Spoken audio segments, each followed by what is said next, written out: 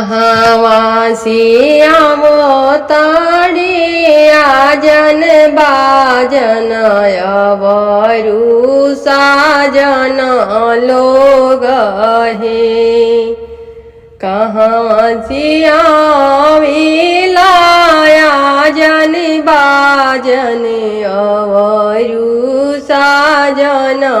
लोग जी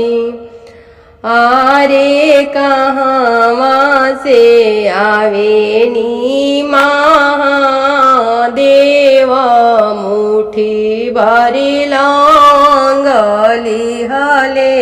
जी आरे कहाँ से आवे नी महादेव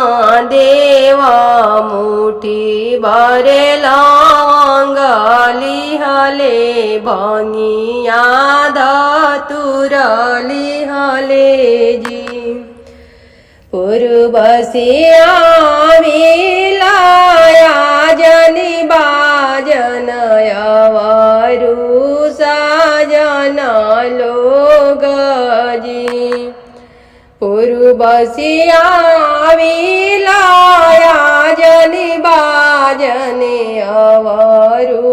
साजन लोग जी हारे पश्चिम से आवे नी महादेव मुठी भरी लांगली हले भंगिया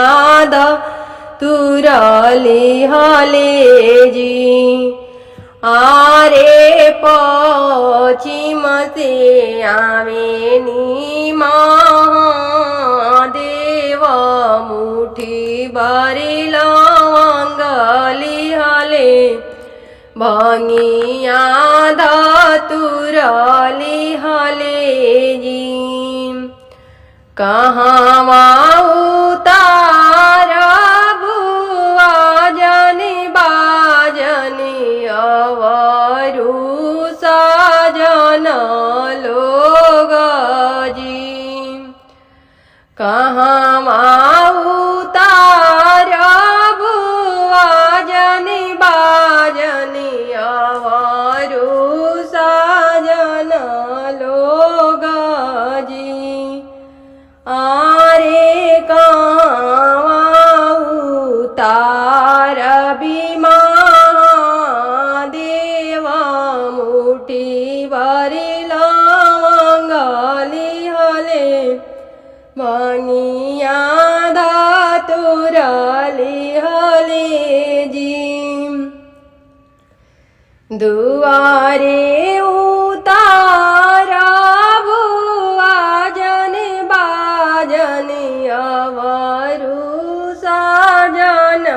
लोग जी आरे मड़वे उतार महादेव मुठी भरी लांगली हले भंगिया धतुरली हले जी कहाँ से आवेला आजन बाजन अवरु साजन लोग जी आरे कहाँ से आवे नी